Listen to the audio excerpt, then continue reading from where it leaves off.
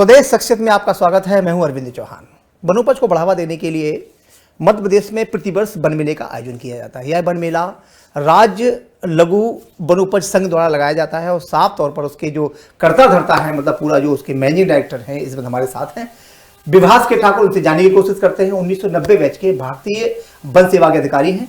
Sir, आपका बहुत बहुत स्वागत। आपने समय दिया और वनोपज को बढ़ावा देने के लिए आप हमारे साथ स्वदेश में बातचीत कर रहे हैं, इसके लिए आपका बहुत बहुत धन्यवाद। आप सभी को नमस्कार। आपको बहुत बहुत धन्यवाद जो आपने मौका दिया है सभी लोगों को बताने के लिए। सर, कैसे देखते हैं इसका मुख्य, ये कब से शुरू हुआ, इसका उद्देश्य क्या था जो ये वन मेला लगाया जा रहा है? और इसे मैं कई सालों से देख रहा हूँ, मैंने कवर भी किया है।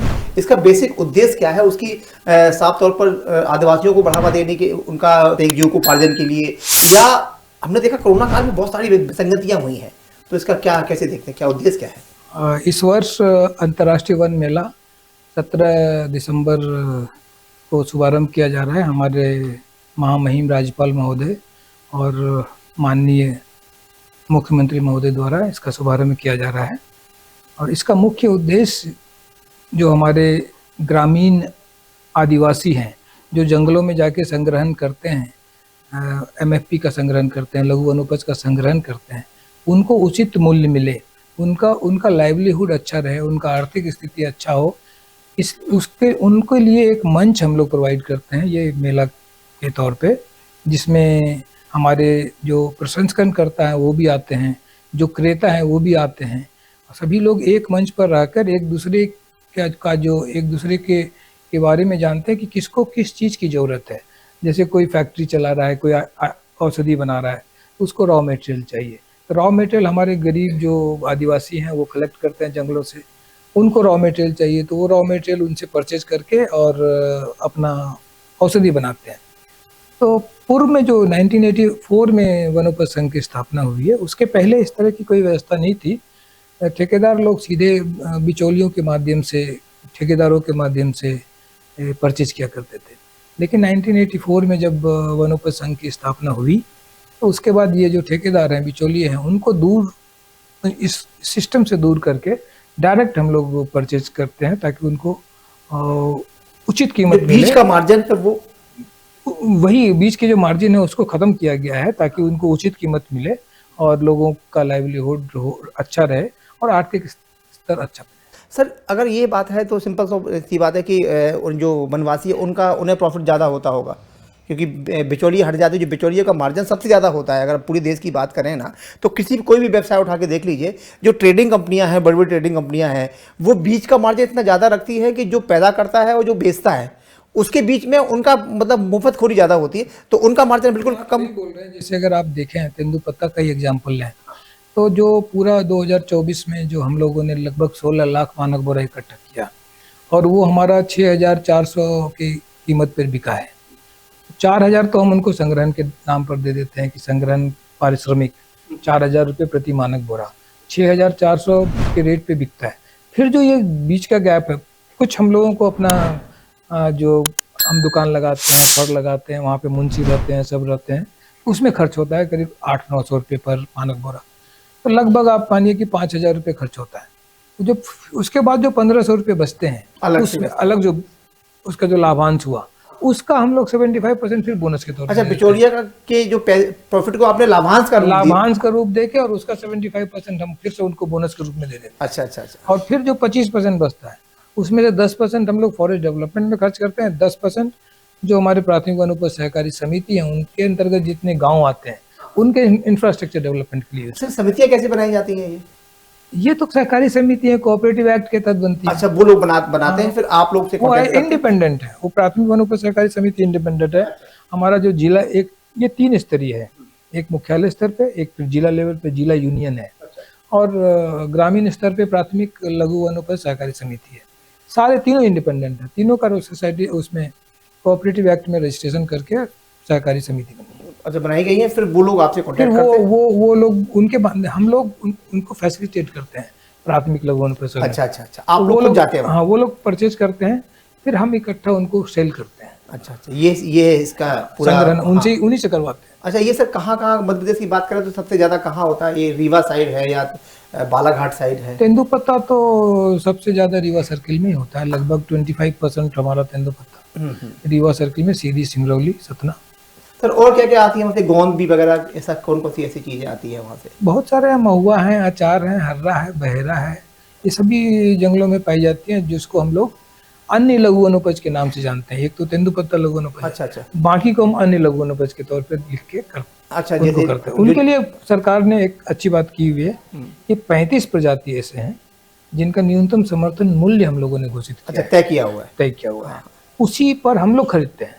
अगर उनको उचित मूल्य बाजार में नहीं मिलता है तो हम लोग उस जैसे कीमत पर सरसों गेहूं का होता है वो, जैसे आंवला है, हाँ आंवला का एक हमने न्यूनतम समर्थन मूल्य डाला हुआ है, शायद 35 रुपए प्रति किलो है, प्रति किलो। हाँ, तो वो हमने डाला हुआ है। तो उससे अगर ज्यादा में वो बाजार में बेच रहा है तो ठीक है, अगर बाजार में उससे ज्यादा नहीं बेच रहा है तो फिर हम वो खरीद लेते तो ये कोई कंडीशनल है कि आप ले लेंगे उसे, अब कितना भी लेके आए आपके पास? हाँ, हम ले लेंगे अगर वो लाएंगे तो। अच्छा अच्छा, और उन्हें उनका भुगतान कर देंगे? उनका कर देंगे, लेकिन उससे ज्यादा कीमत में उनको बाजार में मिलता है। जैसे मान लीजिए हमने किसी चीज का 35 रुपए रखा है, हाँ, उसको 40 मिलता है तो 40 में कर देता है। प्राय हम लोग क्या करते हैं कि शुरू में ही हम लोग कुछ शॉप स्टार्ट कर देते हैं और खरीदना शुरू कर देते हैं जब भी जो प्रजाति का जंगल में आता है। तो जैसे ही हम लोग 35 रुपए में खरीदना शुरू करते हैं, 40 रुपए में खरीदना शुरू करते हैं, तो बाजार में उसका मूल्य बढ़ जाता है। अच्छा, तो 45 रुपए में लोग खरीदना शुरू कर देते हैं, फिर हम लोग बंद करते हैं। अच्छा, तो ये इनडायरेक्ट वे में उन्हें लाभ दिलाने के लिए ऐसा किया जाता है। क्योंकि उससे कम में नहीं, उनको कम पैसा ना मिले, हाँ, इसलिए हम। सर ये बात तो हो गई हमारे वन पास, क्योंकि हम बात करते हैं अंतर्राष्ट्रीय वन मेले की जो आप लगाने जा रहे हैं।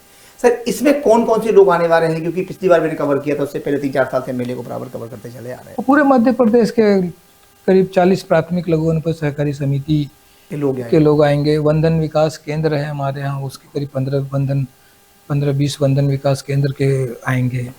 फिर वहाँ पे 30 स्टॉल वैद्यों का है, आयुर्वेद वैद्य जो सर्टिफाइड है, गवर्नमेंट ऑफ मध्य प्रदेश ने जिनको मान्यता दिया है, वो रहेंगे जो निःशुल्क उपचार करेंगे वहाँ पर जितने लोग आएंगे। अच्छा अच्छा, उनके पास जो दवाएं होंगी वो दवाएं निःशुल्क नहीं है, दवाएं आपको जो मेला में मिलेगा वो आपको खरीदना पड़ेगा। अच्छा, उनके रेट आपने क्या तय किए हुए हैं दवाओं के कि सब आप, कुछ लोग क्या जैसे अच्छी दवा लगी तो ऐसा नहीं कि वहाँ जाके वो बढ़ा देते होंगे? हाँ, हम लोगों ने नॉर्मली तय नहीं किया, लेकिन MFP पार्क है हमारे पास। अच्छा, उसमें जो हम लोग प्रोड्यूस करते हैं उसका तय किया हुआ है।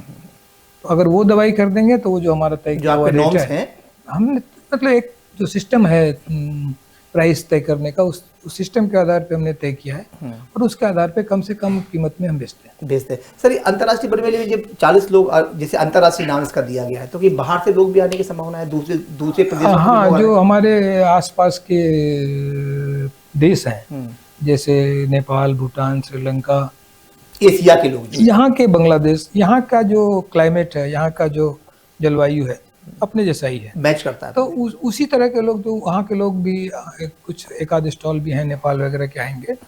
सामान लाने में दिक्कत होती है कस्टम वगैरह की वजह से, तो वो आकर अपने अपने जो प्रोडक्ट्स हैं उसके बारे में बताते हैं यहाँ। अच्छा अच्छा अच्छा। और उसके बाद अगर किसी को उस प्रोडक्ट की आवश्यकता है तो आप परचेज कर सकते हैं। इसके अलावा मेरा एक इंटरनेशनल कॉन्फ्रेंस होता है 2 दिन का, अच्छा अच्छा, जो 19-20 को इस वर्ष।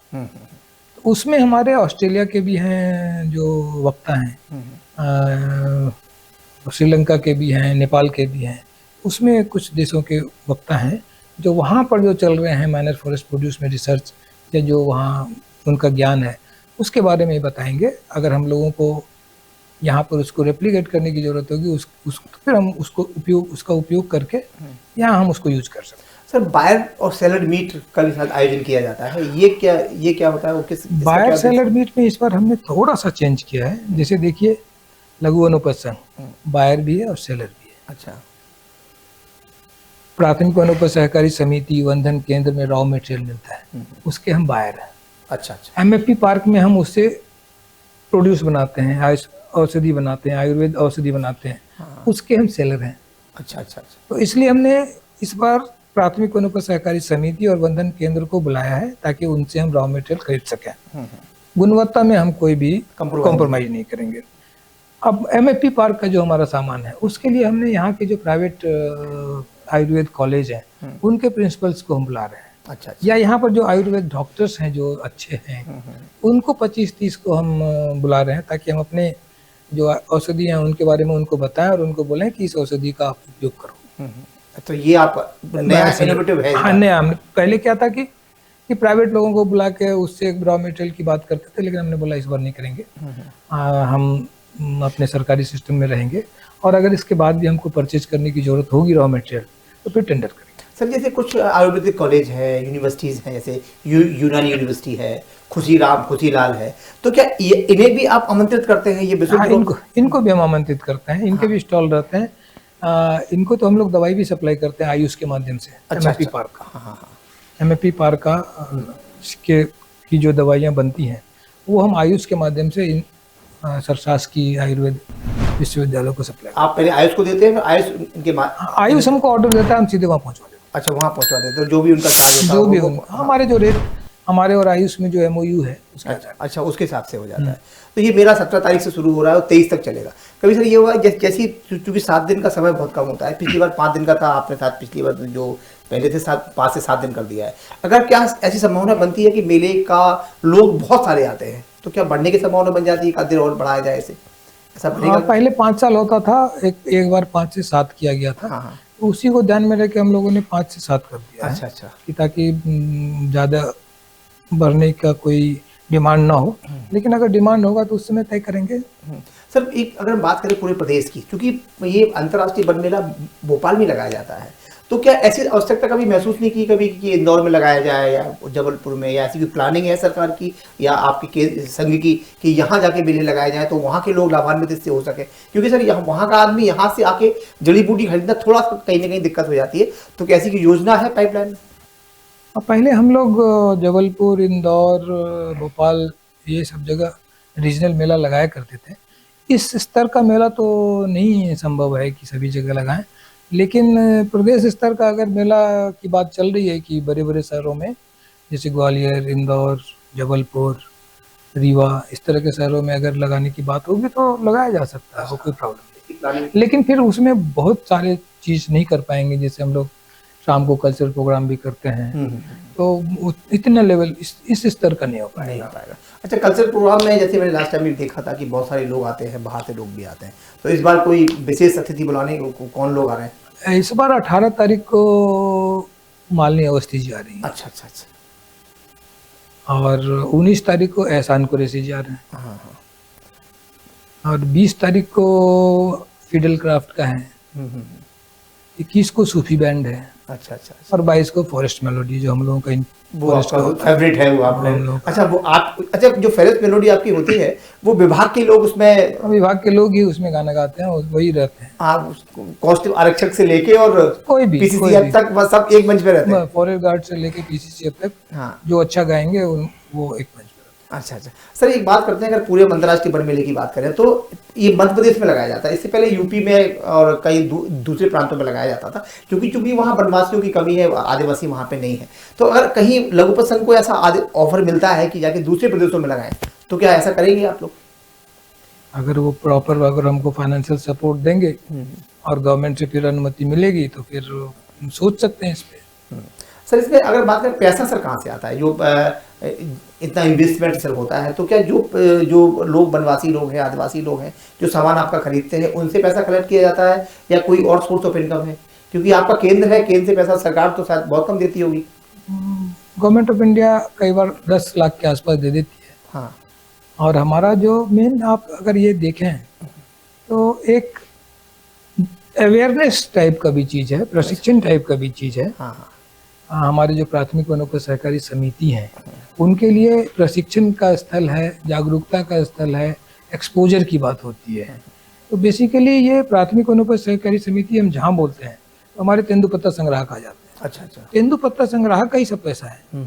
जो वो तेंदुपत्ता कलेक्ट करते हैं उससे जो लाभांश होता है सब वही पैसा है, उसमें से बहुत छोटा एक हिस्सा जो है उसको हम यूज करते हैं, कुछ कोई खास नहीं है। मतलब आप समझ लीजिए कि हम 2024 में लगभग 670 करोड़ हमने संग्राहकों को बांटा था। 670 करोड़ 670 करोड़ संग्रहण पारिश्रमिक के तौर पे। 16 लाख मानक बोरा इंटू 4000, तो 650 के आसपास हो गया, 16.64 के आसपास था, तो 670 करोड़ हमने बांटा है। इसमें कितना खर्च होता है? 1-2-3 करोड़, बहुत ज़्यादा नहीं है। लेकिन आप ये देखिए कि हम पूरे प्रदेश के सभी जगह के प्राथमिक वनोपज सहकारी समिति के सदस्यों को बुलाते हैं, प्रबंधकों को बुलाते हैं, उनको एक्सपोजर होता है, उनको अवेयरनेस होता है, तो अपने अपने अधिकार और अपने ड्यूटीज के बारे में सर क्यूरियोसिटी है इस मेले की, मैं बहुत लिटरली जैसे पत्रकार होने के नाते बता रहा हूँ, जैसी सुगबुगाहट होती है, आप लोग विज्ञापन भी बहुत सारे करते हैं, प्रचार प्रसार अच्छा करते हैं और लोगों तक पहुँचता भी है कि वन मेला लगने वाला है, तो लोगों में क्यूरियोसिटी होती है कि वहाँ पे हमें आयुर्वेदिक चीज़ मिलेगी, आयुर्वेद मिलेगा, हमें अच्छा गुड़ मिलेगा, अच्छी दवाइयाँ मिलेगी, अच्छी बहुत सारी चीज़ ऐसी मिलेगी जो जिनमें मिलावट नहीं होगी। तो सर इसके लिए कोई क्या टीम है आपके पास कि कोई कुछ वैद्य ऐसे भी होते होंगे कि ऐसा नहीं कोई मिलावटी सामान लेके आ जाए, इस टाइप का कोई है? ऐसा तो कभी ऐसा कोई खास शिकायत नहीं आई है, लेकिन तब भी कभी कुछ होता है कि कोई इस तरह का है कि सब स्टैंडर्ड सामान लाया तो हम लोग उसको तुरंत बंद कर देते हैं, या एमएफपी छोड़ के या कोई ऐसा चीज सामान ले आया जो नहीं रखना चाहिए वहाँ, अच्छा, तो हम उस स्टॉल पे मॉनिटरिंग करते हैं। हाँ, पूरा हमेशा समय हमारी टीम लगी रहती है कि हर एक स्टॉल पे जाके देखते हैं। अच्छा, कोई टोल फ्री नंबर वगैरह जारी किया है, जैसे बाय द वे कोई लेके यहाँ से जाए, ऐसा करेंगे क्या इस बार कि कोई अगर गलत सामान लेके जाता है देता है तो उसकी शिकायत वहाँ कर दे, शिकायत प्रकोष्ठ बनाएंगे कोई इस बार क्या मेले में? नंबर तो है, उसमें हमने डाला हुआ है कि इस नंबर पे आप कोई भी कंप्लेन कर सकते हैं। अच्छा अच्छा, आजकल तो सारे टोल फ्री। अच्छा, इस बार सर थोड़ा नया, आप चूंकि इस बार नया कुछ करने जा रहे हैं तो क्या एक सहायता बूथ, एक शिकायत प्रकोष्ठ इस टाइप का कोई स्टॉल लगाएंगे वहाँ? वो है ना, वहाँ रहता है, जैसे आप एंटर करेंगे तो मे आई हेल्प यू लिखा रहता है, वहाँ पे आप कर सकते हैं। अच्छा, कर्मचारी आपके बैठे हाँ, और शिकायत के भी एक है। अच्छा, वहाँ कोई किसी प्रकार का कोई प्रॉब्लम है अगर तो वो आप उसको संपर्क कर सकते हैं। हाँ सर, हम बात करें तेंदूपत्ता की, सर आज से 20 साल 15 साल पहले तेंदूपत्ता की जैसे अवैध उत्खनन रेत का हो रहा है, इसमें गिट्टी का हो रहा है, तेंदूपत्ते का बड़ा अवैध उत्खनन हुआ करता था, तो वर्तमान में बहुत सारी स्थितियाँ ठीक हुई हैं, तो उसका विशेष कारण क्या मानते हैं आप? चोरी बहुत होती थी, लोग तोड़ के लाते थे, उसका बाजार में बेच देते थे, लेकिन इस बार कुछ कम हुआ है। अभी क्या है कि हम लोगों ने रेट 3,000 रुपये पहले था पिछले साल, इस बार हमने 4,000 कर दिया। अच्छा, तो रेट उनको अगर हमारे पास लाएंगे तो 4,000 रुपये मिलता है एक मानक बोरा का। हाँ। अगर वो चोरी करके किसी ठेकेदार के पास ले जाएंगे तो उनको 1,000, 1,500, 2,000 मिलेगा। अच्छा, सरकार की उपलब्धि कहेंगे सर इसमें कि पहले वो ठेकेदार लेते नहीं, तो पहले सरकार बहुत कम दामों में लेती थी तो वो जाके ठेकेदार को बेचते थे, ऐसा होता था? ऐसा भी नहीं कह सकते, उनको पहले 3,000 था तो वो भी कम नहीं था, लेकिन फिर भी हो सकता है कि कुछ लोग देते होंगे, लेकिन इस बार चूंकि हम लोगों ने 4,000 बढ़ा दिया है तो अब ऐसे बहुत कम शिकायत है, लेकिन फिर भी अभी भी हैं जिसको हम कंट्रोल करने की कोशिश कर रहे हैं। अच्छा सर, अगर बात कोरोना काल में देख लिया कि आयुर्वेद से बड़ा कुछ नहीं है, सारी चीज़ें लोगों ने अपने, ऐसा शायद कोई पूरे विश्व में या कोई देश में ऐसा हो जिसने अपने करीबी को खोया ना हो, किसी ने दोस्त को खो दिया, किसी ने कुछ खो दिया, लेकिन कहीं ना कहीं ये जो आयुर्वेद है इसने लोगों की जान बचाई है, और आपके विभाग, आपके लोगों केंद्र ने भी बहुत सारे वो बांटे, लोगों को उससे जीवन बचा। तो सर क्या लोगों से क्या संदेश आप दे रहे हैं कि आप इस तरफ आइए, आयुर्वेद की तरफ आइए? उनको हेल्दी लाइफ स्टाइल के लिए आयुर्वेद का उपयोग करना चाहिए, क्योंकि ऑर्गेनिक होता है और इसके कोई साइड इफेक्ट नहीं है। बाकी तो हम एलोपैथिक के बारे में हम नहीं कह सकेंगे, लेकिन आयुर्वेद को यूज करें ताकि प्रिवेंशन हो, कोई भी बीमारी होने के पहले आपकी इम्यूनिटी बढ़ाने के लिए आयुर्वेद काफी अच्छा है। अच्छा, घोल बनाया था आप लोगों ने कोई उस समय जब कोरोना, त्रिकूट चूर्ण था और एक काढ़ा था, तो वो काफी यूज हुआ था। आज भी लोग पीते हैं? तो आज भी पीते हैं, क्योंकि वो खांसी के लिए और फीवर के लिए है। तो अभी भी हम भी पीते हैं, अभी भी हमको अगर कभी खांसी होता है तो थोड़ा सा हम उसको पाउडर को ले लेते हैं, और अगर कुछ होता है तो हम उसको काढ़ा बना के पीते हैं। लघुपन केंद्र का एक यहाँ नर्सरी है बहुत बड़ी, तो उसमें अभी क्या क्या मैन्युफैक्चरिंग कर रहे हैं आप लोग?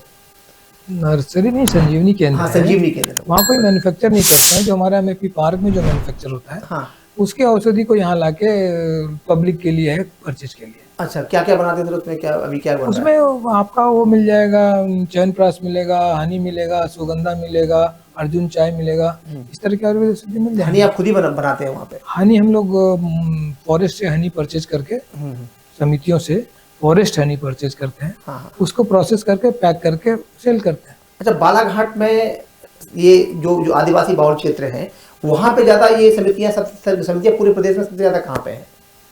समितियाँ वनोपज सहकारी समिति तो सबसे ज्यादा सीधी और सिंगरौली में है। अच्छा, और जो इस तरह के जो प्रोडक्ट बनाते हैं वो मंडला, सीधी, बालाघाट, सभी तरह के लोग। अच्छा, सभी सिवनी। हाँ सर, मेले में कितने लोग आने की संभावना है? सुरक्षा व्यवस्था के लिए सर क्या प्लान किया है? लगभग 2.5 लाख के आसपास लोग आते हैं मेला में। अच्छा, और लगभग 50,000 लोगों को निःशुल्क उपचार मिलता है। अच्छा, सुरक्षा के लिए हम लोगों ने काफी सुरक्षा गार्ड रखा है, प्राइवेट भी, और यहाँ पर जो लॉ एंड ऑर्डर के लिए कलेक्टर साहब को, एसपी साहब को बता दिया है, हाँ। उनसे मदद लेकर करते हैं। अच्छा, शुभारंभ किसके द्वारा करवाया जा रहा है और समापन किसके द्वारा करवाया जा रहा है? शुभारंभ तो हमने आपको बताया कि महामहिम राज्यपाल महोदय द्वारा किया जा रहा है, और माननीय मुख्यमंत्री जी दोनों रहेंगे शुभारंभ में, और समापन हमारे जो सहकारिता मंत्री जी हैं, माननीय सहकारिता मंत्री और माननीय आयुष मंत्री, अच्छा, दोनों लोग रहेंगे। वो दोनों लोग, और हमारे राज्य मंत्री तो रहेंगे, वन राज्य मंत्री, हाँ हाँ, वो उद्घाटन में भी रहेंगे और समापन में। सर क्या, और 15 तारीख को हम एक प्रेस कॉन्फ्रेंस भी कर रहे हैं 4:30 बजे अशोका लेक व्यू में, MP टूरिस्ट होटल में, उसमें हमारे माननीय राज्य मंत्री जी रहेंगे। सर क्या संदेश है लोगों को, आपके लिए जो लोग हैं आम जनता, क्या अपील कर रहे हैं आपके इसमें? हम तो यही अपील करेंगे कि भोपाल के लोग या भोपाल से बाहर के लोग अधिक से अधिक संख्या में आएँ, और यहाँ जितने स्टॉल लगे हैं, जितने हमारे गरीब लोगों के, आदिवासियों के स्टॉल लगे हैं, उनसे कुछ ना कुछ परचेज करें। हाँ, उनसे दो चीज़ फायदा है, एक तो उनका अपना थोड़ा हेल्थ के लिए भी ठीक है कि आयुर्वेद चीज़ को, ऑर्गेनिक चीज़ यूज करेंगे तो वो स्वस्थ रहेंगे।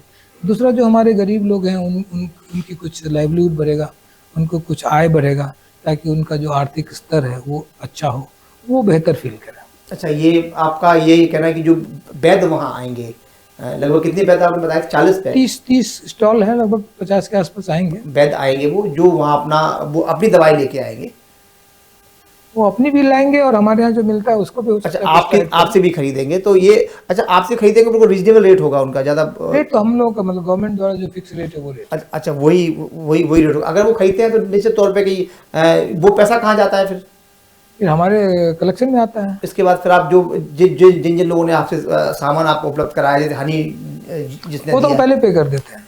अच्छा, पहले पे करके फिर आप खरीद लेते हैं उनसे? पहले हम लोग रॉ मटेरियल पैसा देकर खरीदते हैं, फिर हम लोग बनाते हैं और बेचते हैं। अच्छा, तो यही आपकी अपील है कि लोग इस भारी से भारी संख्या में आए और अधिक से अधिक वहाँ पर सामान भी परचेज करें। सामान भी परचेज कर रहे हैं।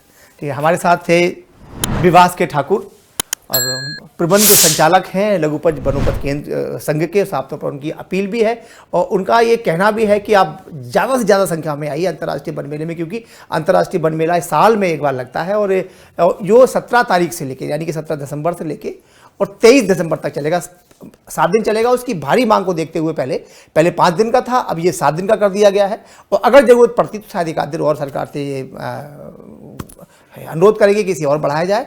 तो कहीं ना कहीं साफ तौर पर देखा जाए कि एक अच्छा मेला आपके यहाँ लग रहा है। वैसे बहुत सारे मेले भोपाल में लगते रहते हैं, लेकिन ये अंतर्राष्ट्रीय वन मेला है और साफ तौर पर वन के नाम से आप देखेंगे कि औषधियों का वहाँ भंडार होगा। चूँकि मैंने भी इससे पहले भी कवर किया है, तो स्वदेश न्यूज़ की आपसे अपील है कि आप वन मेले में आइए और ज़्यादा से ज़्यादा संख्या में आकर जो वनौषधि है, वनोपज है, उन्हें खरीदिए।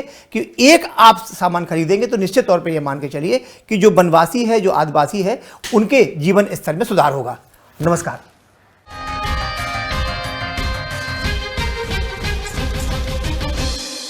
ऐसे ही वीडियो के लिए लाइक करें, शेयर करें, फॉलो करें और YouTube पर जाकर सब्सक्राइब करें और बेल आइकन को दबाना ना भूलें। और ताजा तरीन अपडेट के लिए swedeshlive.com पर जरूर जाएं।